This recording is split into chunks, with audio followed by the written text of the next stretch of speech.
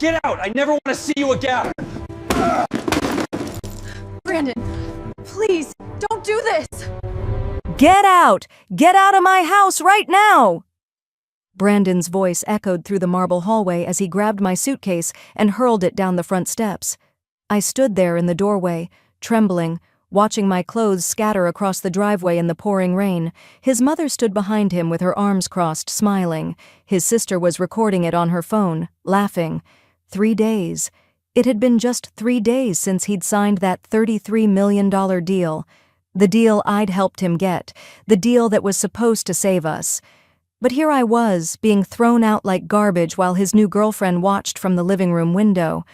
What Brandon didn't know, what none of them knew, was that in 72 hours, he'd be staring at a signature on that contract, and his entire world would collapse. This is a story about betrayal, family cruelty, and the sweetest revenge you'll ever hear. Trust me, you need to watch every second of this because the twist at the end? Chef's kiss. Smash that like button right now, and let's dive in. My name is Maya, and if you'd asked me 12 years ago if I'd ever let someone treat me the way Brandon and his family did, I would have laughed in your face. I was a marketing executive at a top firm in the city. I had my own apartment, my own car, my own life. I was the girl who had it all figured out. Then I met Brandon at a coffee shop, and he had this smile that made me feel like I was the only person in the world. He told me about his dreams, his startup ideas, how he was going to change the tech industry. I fell hard. We all make mistakes when we're in love, right? 6 months later, we got married. That's when I met his family. His mother, Diane, was a tall woman with sharp eyes and an even sharper tongue. From the moment I walked into their house for the first family dinner, she looked at me like I was something stuck to the bottom of her shoe. Brandon's sister, Christine, was worse. She was 25, still living at home, and treated her brother like he was some kind of god. They both made it very clear that I wasn't good enough for their precious Brandon. But I loved him. So I smiled through the passive-aggressive comments. I nodded when Diane told me that my cooking wasn't as good as hers. I laughed when Christine made jokes about my clothes being budget-friendly. Brandon would squeeze my hand under the table and whisper, "Don't worry about them. They'll warm up to you." They never did. The first startup failed within 8 months. Brandon came home devastated, and I held him while he cried. "It's okay," I told him. "We'll figure it out together." And we did. I picked up extra freelance work. I dipped into my savings. When that ran out, I got a second job waitressing on weekends. My parents lent us money, $20,000 from their retirement fund. Brandon promised we'd pay them back as soon as the next venture took off, but the next venture failed too. And the one after that. 5 businesses in 8 years, and every single one crashed and burned. Each time, I was there to catch him. Each time I sacrificed a little more. I gave up my marketing career because Brandon said he needed me to focus on supporting him full-time. I maxed out 3 credit cards in my name because his credit was already ruined. I borrowed money from everyone I knew, including my Aunt Catherine, who I hadn't spoken to in years because of some old family drama. And through it all, Brandon's family treated me like their personal servant. We'd moved into their house after the 3rd business failed because we couldn't afford rent anymore. Diane made sure I knew I was a burden. Every morning I woke up at 5 to make breakfast for everyone. Diane would criticize the eggs. Too runny, too hard, not enough salt, too much salt. Christine would throw her dirty clothes at me and say, "These need to be ironed for tonight. Don't mess them up like last time." Brandon would sit there eating his breakfast, scrolling through his phone, saying nothing. I worked the night shift at a warehouse, came home at 3 in the morning, slept for 2 hours, then started the whole cycle again. I was exhausted all the time. My hair started falling out. I lost so much weight that my clothes hung off me, but I kept telling myself it would all be worth it when Brandon finally succeeded. When he made it big, everything would change. He'd stand up for me, we'd get our own place, we'd start a family. I just had to hold on a little longer. Then came the pregnancy test. 2 pink lines. I stared at it in the bathroom, my hands shaking, and for the first time in years, I felt pure joy. A baby. Our baby. Maybe this was the fresh start we needed. I told Brandon that night, pulling him aside after dinner. I expected him to be happy, or at least surprised. Instead, he looked annoyed. "Maya, we can't afford a baby right now," he said, running his hand through his hair. "My business needs to succeed first. Can you just wait?" Wait? How do you wait on a pregnancy? But I didn't argue. I never argued with Brandon. 3 weeks later, I had a miscarriage. I was at work when the cramping started. I drove myself to the hospital, called Brandon from the emergency room. He didn't answer. I left a voicemail, my voice breaking as I said, "I lost the baby." He texted back 2 hours later, "Sorry," in a meeting, "home late tonight." When he finally came home at midnight, he gave me an awkward hug and said, "It's probably for the best, we weren't ready anyway." Diane heard about it the next morning and said, "Well, at least you won't have to worry about ruining your figure now." Christine laughed. "That was 2 years ago. I should have left then, I know that now. But I didn't, because I still believed in Brandon. I still believed in us. Then, 8 months ago, Brandon came to me with a new pitch. Another tech startup, but this one was different, he swore. This one would work. He just needed a major investor, someone with real money. He'd exhausted every contact he had. Every door had been slammed in his face. He was desperate. That's when I thought of Aunt Catherine. Catherine was my mother's older sister, a brilliant woman who'd made a fortune in venture capital.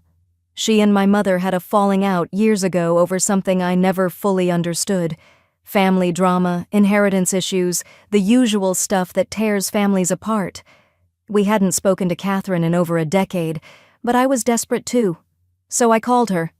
She answered on the 3rd ring. "Maya?" Her voice was cautious but not unkind. We talked for 20 minutes. I told her about Brandon's new startup, about how brilliant his ideas were, about how he just needed one real chance. She was quiet for a long moment, then said, "Let me meet you for coffee. Just you and me. Tomorrow." We met at a small cafe across town. I hadn't seen Catherine in years, and she looked exactly the same, elegant, put together, with eyes that seemed to see right through you. She ordered us both coffee, then leaned forward and said, "Tell me everything, Maya." And I mean everything. So I did. I told her about the failed businesses, about working 2 jobs, about living with Brandon's family. I tried to keep my voice steady, tried to sound strong, but when she asked, "Are you happy?" I broke down. Right there in that cafe, I cried like I hadn't cried in years. Catherine reached across the table and took my hand. That's when she noticed the bruises on my wrists. They weren't from Brandon hitting me. He never did that. They were from carrying heavy boxes at the warehouse, from scrubbing floors on my hands and knees, from a body that was worked to the bone. "Maya," she said quietly, "when was the last time someone took care of you?" I couldn't answer. I couldn't even remember. She agreed to look at Brandon's pitch. 2 weeks later, she invited Brandon and his family to her office. I wasn't included in the meeting. Diane said it would be more professional without me there. So I waited at home, cleaning the kitchen, praying this would work. When they came back, Brandon was glowing. "She said yes," he shouted, picking me up and spinning me around. $33 million, Maya, we're rich, we made it. His family was celebrating, popping champagne, hugging each other. I stood in the corner of the room, smiling, feeling this overwhelming sense of relief. Finally, it was all worth it. The contracts were drawn up within a week. Catherine's lawyers were thorough. There were stacks and stacks of papers. Brandon barely glanced at them. He was too excited, too eager to sign and get his money. Just standard legal stuff, the lawyer said. Brandon signed every page, initialing here, dating there, his signature getting sloppier with each document because his hand was cramping. Diane and Christine watched, grinning like they'd won the lottery. In a way, they thought they had. The money hit Brandon's account the next day. $33 million. I watched him check his phone, his eyes going wide, his hands shaking. "It's real," he whispered. "It's actually real." That night, the family threw a party. Champagne, expensive takeout, music blasting through the house. I tried to join them in the living room, but Christine waved me away. "We're celebrating. Go clean up the kitchen or something." I did. I stood at the sink, washing dishes, listening to them laugh and toast to Brandon's success, our success, except I wasn't invited to be part of it. The next morning, Brandon was different, cold, distant. He wouldn't look at me during breakfast. When I asked if he wanted to go look at apartments, our own place finally, he just shrugged and said, "I'm busy today." He left the house in a new suit I didn't know he'd bought. Diane and Christine exchanged looks across the table. Something was wrong. I could feel it. That afternoon, a woman showed up at the house. She was young, pretty, dressed in expensive clothes. Diane let her in like she'd been expecting her. "Maya," Diane called out. "Come meet Natalie. She's Brandon's business partner." I came down the stairs, wiping my hands on my apron, and froze. Natalie was sitting in the living room in my spot on the couch, sipping tea that Diane had made for her. Diane never made tea for anyone. "Hi," Natalie said, smiling at me. "You must be Maya. I've heard so much about you." The way she said it made my skin crawl. Christine was there too, sitting next to Natalie, giggling about something. They all looked so comfortable together, so familiar. "How long have you known Brandon?" I asked, trying to keep my voice steady. Natalie glanced at Christine, then back at me. "About 2 years now. We met at one of Christine's parties." 2 years. Brandon and I had been together for 12 years, married for 10, and this woman had been in his life for 2 of them. And his family knew. They all knew. That night, Brandon came home late. I was sitting in our bedroom. Well, it wasn't really our bedroom anymore since he'd started sleeping in the guest room 3 months ago, claiming he needed space to focus on work. I confronted him. "Who is Natalie?" He didn't even have the decency to look guilty. "She's my girlfriend," he said flatly. "We've been together for a while now." I felt like the floor had dropped out from under me. "Your girlfriend? Brandon, we're married." He shrugged. "Not for much longer." The next day, he called me into the living room. The whole family was there, sitting on the couches like some kind of tribunal. Diane, Christine, Natalie, and Brandon. There were papers on the coffee table. Divorce papers. "I'm upgrading my life, Maya," Brandon said, his voice matter-of-fact, like he was discussing the weather. "You don't fit anymore. You never really did." Diane nodded approvingly. "You were always just a placeholder, dear. Surely you knew that." Christine leaned forward, grinning. "Did you honestly think you were good enough for my brother? Look at you. You're pathetic." They were all staring at me, waiting for me to cry, to beg, to fall apart. I couldn't breathe. 12 years. 12 years of sacrifice, of love, of giving everything I had. And this was how it ended. "You have 24 hours, Brandon continued. "Pack your things. Take only what you brought into this marriage. Everything else stays here." I tried to speak, tried to find words, but my throat was closed. "But I paid for everything," I finally whispered. Brandon laughed. Actually laughed. "Prove it. Everything's in my name. The house, the cars, the accounts. You have nothing, Maya. You are nothing." That's when Natalie stood up, walked over to Brandon, and kissed him. Right in front of me. Diane and Christine applauded. I stumbled out of the room, my vision blurring with tears. I went upstairs and started packing. 1 suitcase. That's all I could take. 12 years of my life fit into 1 suitcase. I found photos hidden in Brandon's drawer, pictures of him and Natalie at family gatherings, holiday parties, events I was never invited to. They'd been parading their relationship in front of everyone while I worked myself to death to support him. At midnight, Brandon came upstairs. "Time's up," he said. He grabbed my suitcase and dragged it down the stairs. I followed, numb, broken. He opened the front door. It was pouring rain. "Brandon, please," I started to say, but he cut me off. Get out of my house right now." He threw my suitcase down the steps. My clothes exploded across the wet driveway. Diane and Christine appeared behind him, watching, smiling. Christine had her phone out, recording. "This is going to get so many views," she said, laughing. I stood in the rain, staring at the house I'd lived in for years, at the family I'd tried so hard to please, at the man I'd loved with everything I had. Then Brandon slammed the door, the lock clicked. I gathered what clothes I could carry, left the rest, and called my friend Jessica. She picked me up an hour later, found me sitting on the curb, soaked, shivering, destroyed. The next 3 weeks were the darkest of my life. I stayed in Jessica's spare room, barely eating, barely sleeping. Debt collectors started calling. All those credit cards I'd maxed out were in my name. Brandon wasn't answering any of my calls. My parents were heartbroken. My father cried when I told him I'd lost everything. "Our retirement money," he said quietly. "It's all gone, isn't it?"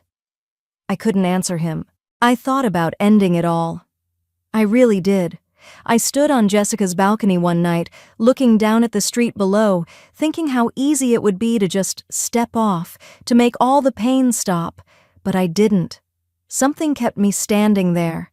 Maybe it was stubbornness, maybe it was anger, maybe it was just the tiniest flicker of hope that somehow, some way, things would get better. Then my phone rang. Unknown number. I almost didn't answer. "Hello?" My voice was hoarse from crying. "Is this Maya?" A woman's voice, professional, kind. "My name is Jennifer Park. I'm an attorney with Westfield Capital Group. We need you to come to our office regarding Brandon's investment contract." My heart sank. Of course. They were probably suing me too, claiming I was somehow responsible for Brandon's debts. "Am I in trouble?" I asked. There was a pause. "No, Maya, just... Please come in. Tomorrow. 10 in the morning. It's important." I went. I didn't have anything left to lose. The office was in a skyscraper downtown, all glass and steel and expensive furniture. Jennifer met me in the lobby, led me to a conference room, and that's when I saw her, Aunt Catherine. She was sitting at the head of the table, looking exactly as composed as she had at our coffee meeting. "Maya," she said, standing up to hug me. I started crying immediately. "I'm so sorry," I sobbed into her shoulder. "He wasted your money, and it's all my fault, and I don't know how I'll ever repay you." "Sit down, sweetheart," Catherine said gently, guiding me to a chair. Jennifer pulled out a thick folder and opened it.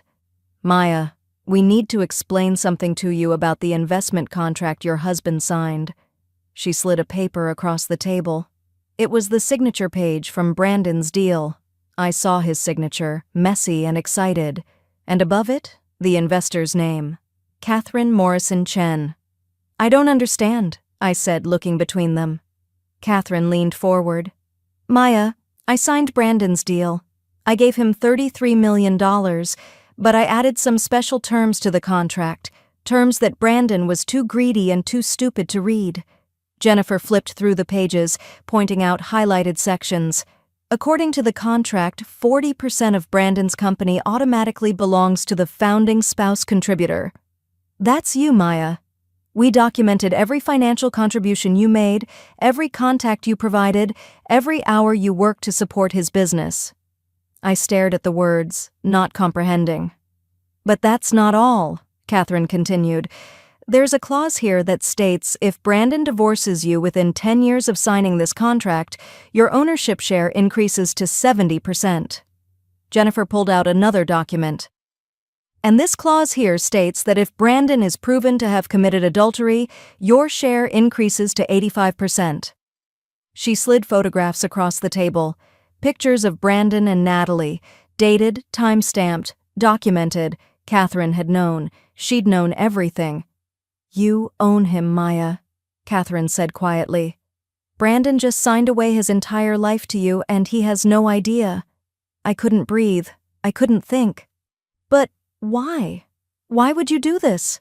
Catherine's eyes softened. "Because when you came to me that day in the coffee shop, I saw my younger self.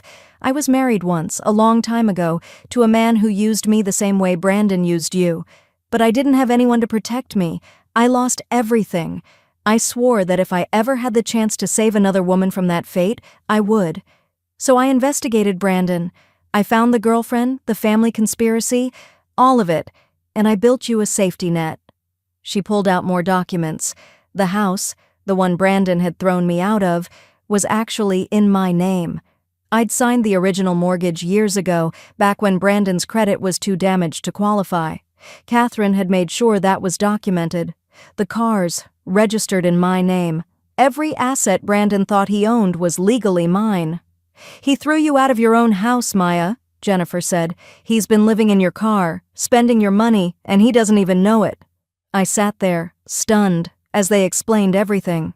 The contract was airtight. Brandon had signed it without reading a single clause, too eager to get his hands on the money. His own lawyers hadn't caught the provisions because Catherine's legal team was that good. In his greed and his cruelty, Brandon had given me everything. "What do I do now?" I asked, my voice barely a whisper. Catherine smiled. Now we go pay Brandon a visit." 2 days later, I walked into Brandon's new office. He'd rented an entire floor in a luxury building downtown, all modern furniture and floor-to-ceiling windows. His assistant tried to stop me, but I pushed past her. Brandon was in a meeting with Natalie, Diane, and Christine. They were all dressed in expensive clothes, drinking expensive coffee, laughing about something. When they saw me, the laughter died. "What are you doing here?" Brandon demanded, standing up. Diane's face twisted with disgust. "Security! Someone call security!" But then Catherine walked in behind me, followed by Jennifer and 2 other attorneys. Brandon's face went pale. "Wait, you're—" He recognized her. The investor. The woman who'd given him $33 million. "What is this?" he asked, his voice cracking. Jennifer opened her briefcase and pulled out the contract.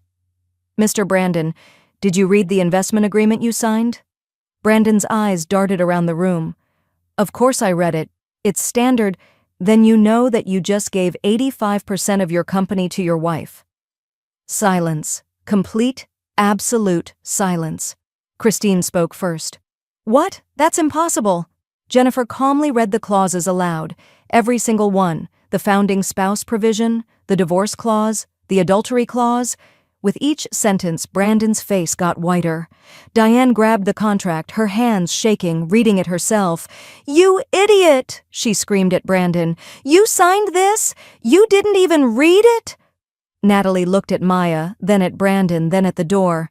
"So wait, he doesn't actually have any money?" Brandon tried to speak, tried to explain, but the words wouldn't come. Catherine stepped forward. "The house Brandon threw you out of? That's Maya's house. The car he's been driving? Maya's car. The bank account he's been spending from? Maya set that up. Everything you think you own, Brandon, belongs to her. And thanks to your infidelity and your cruelty, she now owns 85% of your company, too." Diane turned on Brandon, screaming. Christine was yelling. Natalie quietly picked up her purse and walked out. The family chaos was beautiful. But I didn't stay to watch. I looked at Brandon one last time.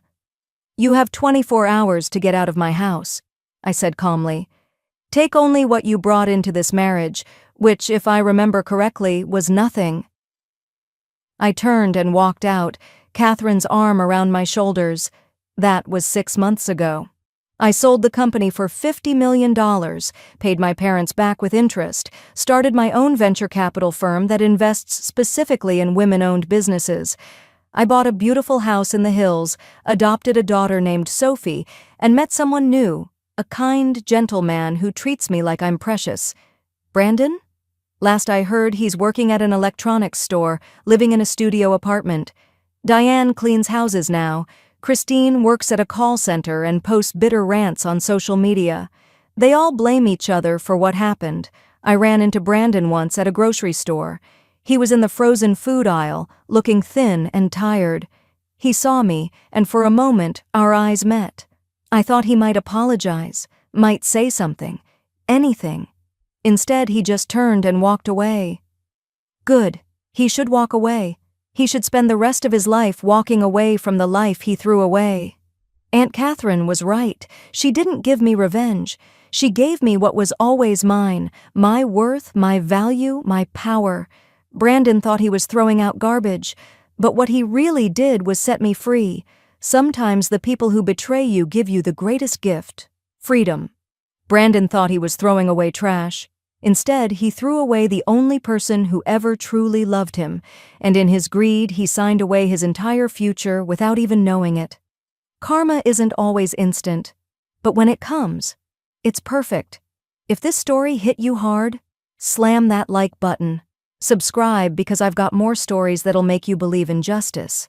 And comment below, what would you have done in Maya's place? Would you have taken the money or walked away? I'll see you in the next one. Remember, never underestimate the quiet ones. They might just own everything you think is yours.